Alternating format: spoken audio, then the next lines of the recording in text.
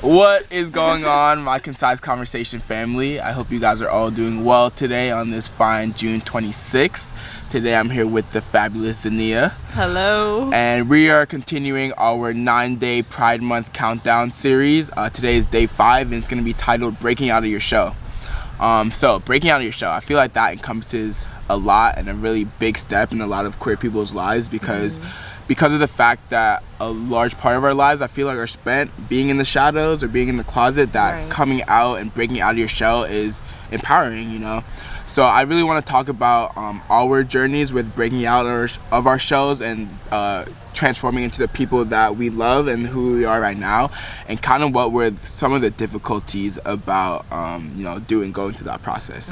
So I remember talking to you before and we were talking about how we lived in Pennsylvania and like how we were kind of like not fully gay, kind of gay, you know. So what was that experience like for you in Pennsylvania, and how was that transition coming to California? I definitely thought that like I knew myself a lot better in Pennsylvania than like I actually did.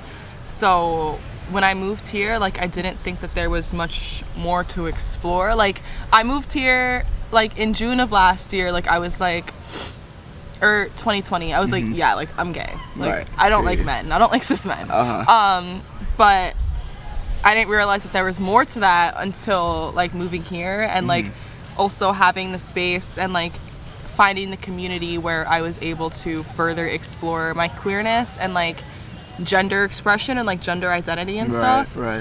So it's been very like freeing, and like it feels really good to like have community. Like I feel like, I don't know, like in PA, like I don't know if it's gonna make sense, but like I felt like, okay, like so there's like gay and then there's queer, right? So like I don't know, yeah. And now being here and having community, I feel like I am embracing my queerness. And like I say that because like queerness for me and for like a lot of people is just, it's like it's so much more than your sexuality. Like it's a whole experience. It's a whole experience. Like it's your whole person. So that's something that I'm really coming to most understand. Definitely, yeah, me too. I would say I can definitely relate to the fact of being in Pennsylvania. I feel like our sexual identities were very a part of that binary system where we, you know, for me personally, like when I was outed and then I was under the label of gay, that made me feel as if I could only express myself as a gay man, you know, whatever that meant, you know, at the time. But now that I can relate, like I came to California and like there's just so much more of a world of openness that you can go and explore, and like you're saying, find your community and figure out what you like and what you do not like, and in that way build your own identity, you know. And for me, I feel like I've always had not an issue, but like I guess in a sense, like I don't know, people have always asked me about my sexuality, and I think that stems from, first of all, being black and being queer, which is a new experience for a lot of people outside of ourselves. So a lot of people I feel like are intrigued, and which is okay, but I feel like you have to do it in the right way, you know? And for me, I feel like a lot of times it wasn't in the right way, where even for instance, like I remember my first year of college, this black girl had a crush on me, right? Well, more than a crush. Like she hit me up, basically. She was like, oh, I want to have sex, and I was like trying to find a nice way to like let her know that I wasn't interested at the time, and not even because she was a woman per se. I just felt the type of energy, like I didn't, you know, vibe with it. And then she snapped me with her friends, and then she was like, oh, what type of niggas do you like, you know? And I was just like, what? Oh shit, you know? And like for me, I laughed that stuff off because I'm like, okay, she's just not even whatever. But at the same time, like that is a very that could have been a very traumatizing experience. It's like invasive. It's very like, that's the word, invasive. Thank you. It's like so invasive, and it's like people don't know boundaries. And it's like so like I don't know, I always thought that like, not that, just the idea of coming out, like it's, I don't know the right words, but like I saw this Instagram post and it was describing like coming out versus letting in. And it's like straight people don't have to come out. You don't have to come out if you are straight and cis. So it's like, why do I need to come out if like I'm gay? And obviously we know why, right? Because like we live in a cis straight world. But Yeah, I forgot. No, you're good. I That, really like, like that point of, I've never heard that before, Yeah. but coming out versus letting in, because that's so true. Like you should be whole by yourself, and you let in people that you want to be a part of your experience. You know, of course, and, you know, yeah. but no one is deserving of you having to come out to them. Right. And I think that's the discrepancy that we have to make apparent, that like coming out and the whole experience of coming out is traumatic to people, you know, and it causes a lot of stress and anxiety, unnecessary from my point of view. So I think what really helps us like not have to come out is owning our own identities by ourselves and figuring out what we like, what we don't like, and knowing that your identity should not be filtered or not be micromanaged by anyone else but yourself, you know. Right. So how is that experience for you, like now owning your identity and kind of flourishing now that you're in California? It's like, it's been so like, yeah, it's been really good, and like it just feels good to like allow like for like, you know, like my inner child and like my inner like teenage self to like allow all those feelings and like thoughts to just like be without like looking down upon them. Yeah, so do I have any boogers on my nose? No, you're good. We're not editing that out.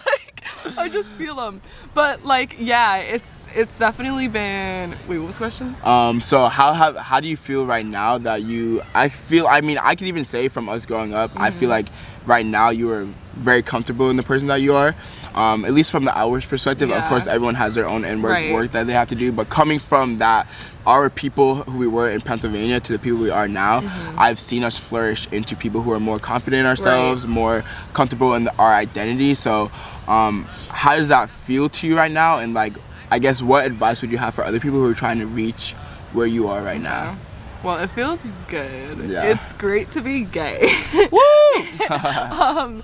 I remember like I just saw a post because almost like 3 years ago we went to Pride together. Yes, I saw that on Facebook. Yeah, for the first time. Right. First time. And I remember I posted a picture in the bathroom on Snapchat, and I was so scared because I posted it and like it had like a little like meme text thing, and it was like, "Let's get one thing straight, I'm not." And I was like, "Oh my god, am I really about to post this?" Right. Like and like I feel like, I don't know, not that like, I feel like the shame obviously like for a lot of people just comes from like the society that we live in, and it's like if we weren't programmed to think the way that we do, then like would we feel as like shameful like being gay? But yeah, like it wasn't something that I ever really like tried to hide, but like when it was asked, like I feel like I guess yeah, but like now like I don't know, that being out here, yeah, it feels really good, and like it's just like I feel like more like myself than I ever have, and like, you know, like it also like trickles down into like the way that like I navigate, or that like I'm trying to navigate my like friendships and like romantic relationships, and like yeah, I just feel like fully embracing like my queerness is just like making me like, I don't know, kind of like a better person. Yeah, and, like, make you glow. Yeah, Most yeah. def. So, yeah. I was just say I definitely relate to what you said about us having programmed shame, self-shame, Right. you know, and self-loathing, and like even that comes down to what I was telling you yesterday. Like I went thrifting a couple of days ago and I bought this crop top. And I like it, you know, but even me and I went to the club in it, but even before the club, I was just like, I don't want to wear this. Like, I don't want to be looked at. I don't want to have any eyes on me that I don't want on me. But at the end of the day, like that comes from other people's projections onto you that, oh, you're going to be judged if you wear this outfit, or you're going to be looked down on or whatever. Right. But that's literally just outward programming in us, you know. But I think what owning your identity and what being comfortable in your identity does is breaks down that programming to say, how do I feel right now? Yeah. Like, how do I feel in the way that I look? How do I feel comfortable in the way that I look? And if the answer is yes, then it should not matter who else, you know? Yeah. So that's what I feel like I want to, that type of energy I want to show and express to other people, because my worst fear is having people live a life of shame, you know. And it makes me so sad. It makes me just hella to like sad. think that like people just like can't just be who they are. Right, you know. Like, and yeah, like now that like I'm able to just like, I don't know, I feel like it's different for different people. Like for like me, like when I like dress the way that I want to dress, like do my makeup the way I want to do it, I still get looks, but I also feel like it's easier for me to like step out like that, because like just like conventionally, like, you know, like I'm just like, I don't know, I guess a little conventionally pretty, so it's like it's not that much harder, because like I feel like people are like, oh, like they still look good, right? But even still, like, yeah, with like some of the things I wear and like the way that like I do my makeup sometimes, and like the bleached eyebrows, like there's still, you know, like family and friends that'll be like, bitch, what the fuck? But because I like it, and I know that if I like it, that's all that matters, then like what they think does not matter. No, most like it, like everything isn't for anybody. Like in any food, like music, TV shows, like not everybody's gonna like it. So like not everybody's gonna like you, and that's okay. Not everybody's supposed to. Exactly. And I really like the fact that you brought up the point of like, you know, you identify cisgender, right? No. Hey, period. Okay, I just wanted to say that term, but if you don't, perfect. I think for me, identifying cisgender and also like straight presenting, you know, has made, I guess, my journey, I don't want to say easier, but just different and less struggles in different ways, because people see me and they automatically assume I'm straight. So like that comes with a whole set of privileges that outwardly presenting gay people don't get to get, you know.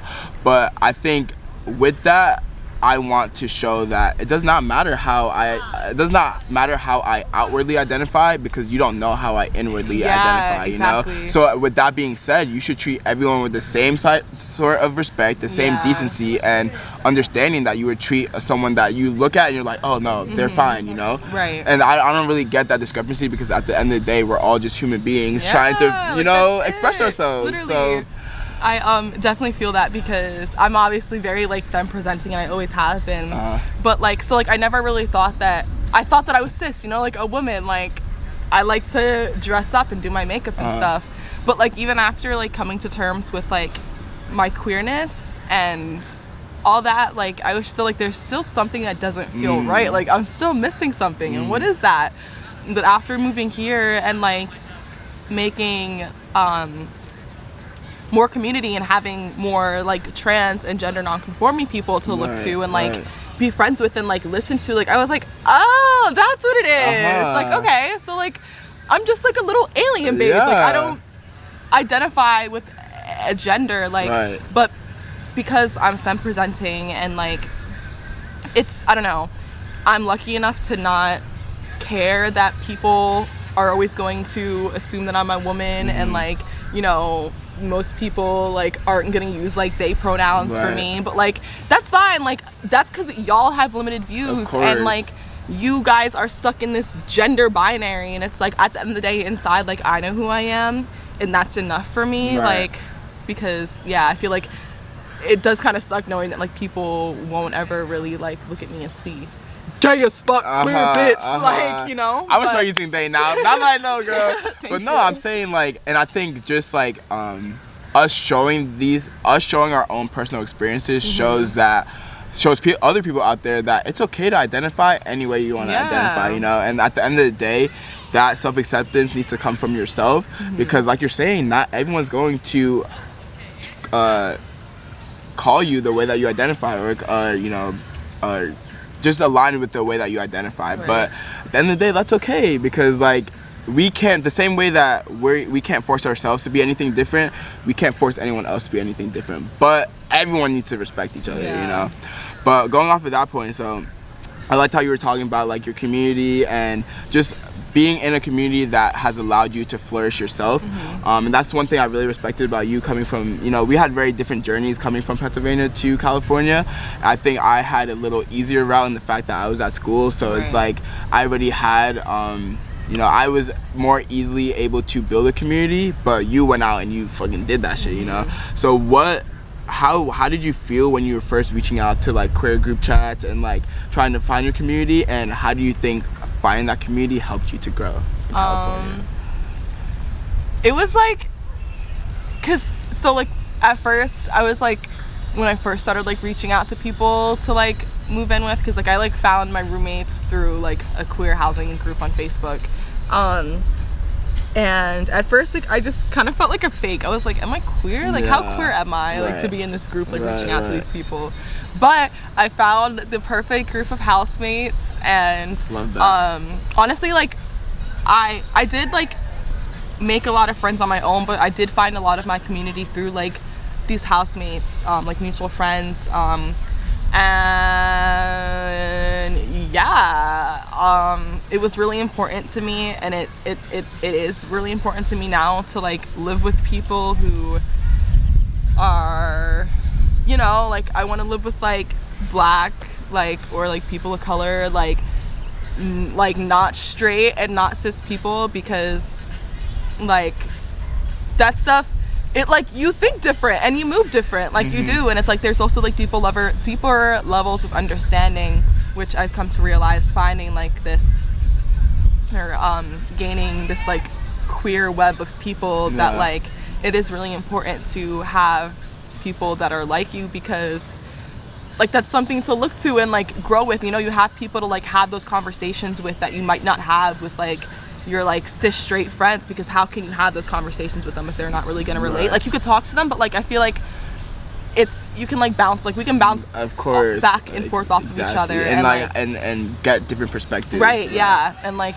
grow and, like, be more comfortable in ourselves, because, like I said before, like, if I didn't move from Pennsylvania, or, like, if I didn't move and, like, find like this, like, queer community, then, like, I probably would have eventually, like, come to terms with all of who I am, and I still have a lot more of myself to find, right? Of course. But, like, it makes it a lot easier, and yeah, like, you have that, like, I was talking to Charlotte and last night, and I was telling her about, like, this video we were doing, and I was like, yeah, like, it's gonna be we're gonna be talking about community, and how, like, through, like, finding my community, like, I was able to, like, I wouldn't be who I am right now if I didn't have this community. And she was like, well, what do you mean? Because, like, all those things are already inside you. And I was like, yeah, they are, but, like, I didn't feel safe, or, like, I wasn't in the right space to, like, explore all of those parts of me and, like, allow them to come, like, out to light, you know? Most def.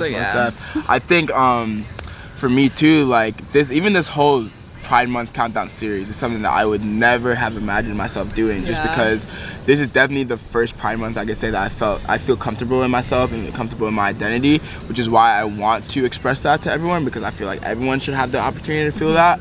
But with that being said, like, being vulnerable is hard, you know, and, like, and exposing yourself, or, like, showing the parts of you that not everyone gets to see, makes you feel scared at times, and it's a scary experience. But I think that is an empowering thing that we should allow everyone to express themselves in the way that their soul feels comfortable, because I want everyone to express their soul, you know, because that's the deepest level I think that you can get, you know. And I feel like by you know, having people, you know, be in the closet, which obviously a closet experience is, like, different for everyone, but I just mean being in the closet as in hiding who you really are. I think that allows people to have a lot of shame and fear, and even, you know, feelings of depression and anxiety in their identity, which is ridiculous, you know. But moving on from that point, I think the reason why it's so hard to sometimes come out and express yourself is because the fact of, number one, let's just talk about violence in general. Like, so many queer people face so much violence in coming out and expressing who they are, which is, of course, a big reason as to why people don't come out, but also in terms of, like, losing friends, losing family, losing people that you're close to. So I want to know, like, have you dealt with those things in the past, and what is your mindset now when you deal with things like that? Right. So, like, well, okay, so I'll start by saying, like, my family is, like, supportive. Like, some people are definitely homophobic, right? Oh, yeah. But they're not the type of homophobic where it's like, fuck you, you don't belong in my family.